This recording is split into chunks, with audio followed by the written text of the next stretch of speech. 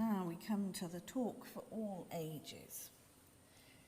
So the theme of our service, forgiveness and renewal. Well, I'm going to concentrate on the first one of those, forgiveness. Forgiveness. Now I see that we have some younger members among us, which is lovely. Do you younger members like to take part and help us with our thoughts about things? It'd be great if you did. And you needn't worry that forgiveness, once you start thinking about it, starts to escape out of your grasp. What actually is forgiveness? What does forgiveness mean? Do you want to come here so that people can hear you? I'm a great one for sharing the microphone so that people can hear. Is that okay? You happy? Forgiveness is whenever you're being rude to someone or something, and then you're saying sorry to the person, and then they will forgive you. Thank you. That was very nice. Does anyone else want to say something about forgiveness?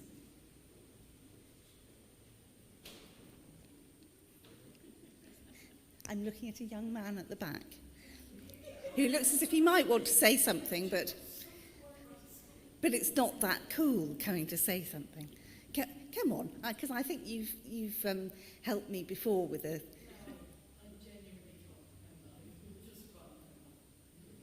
What's that?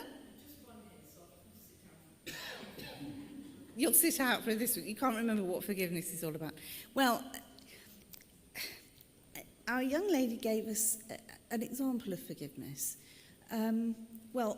She, rather than an example of forgiveness, she gave us an example of something that might need to be forgiven.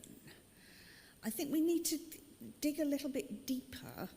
Excuse me, I'm going to refix this. I need to put the box down. Forgiving somebody, when you really, really, really come down to it, can be quite hard. When do you need to forgive somebody? When does forgiveness matter? Perhaps the older children can. Hurt done to you. Thank you, Kate. Thank you.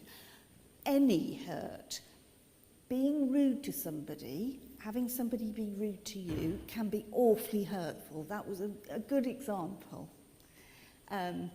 Somebody breaking something of yours, somebody dropping a bomb on your house, somebody knocking you off your bike and hurting you, somebody doing anything that damages your property, your body, your sense of self, anything that makes you feel hurt.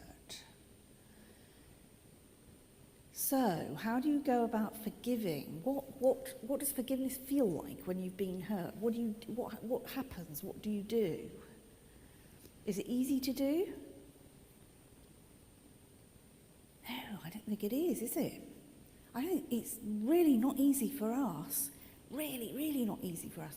And if we look at the Bible, our best example is how God goes about forgiving. Well, if we look at the Old Testament, and we're going to be talking about the Old Testament, one of our readings is from the prophet Zechariah.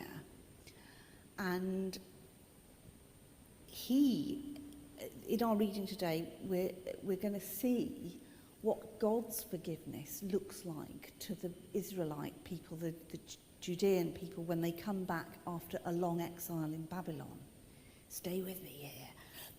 What has happened is over a long period of time, people have not kept God's laws, and he got so cross, he allowed horrible things to happen to them. And then he got sorry. He felt sorry about what had happened.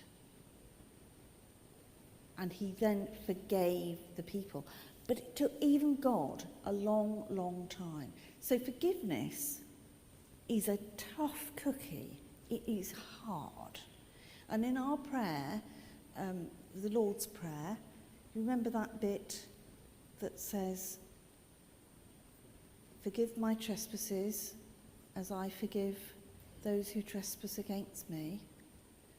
That's such an important line, and it's so hard because we're asking God to forgive us in the way that we forgive other people. Oh, gosh.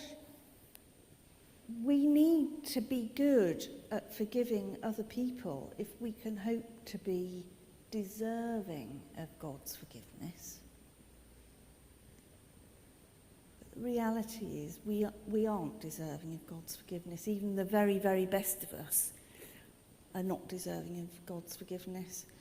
And thank goodness for God's mercy, because God, when we recognise that we've gone wrong and we are truly sorry, that's when we can be forgiven.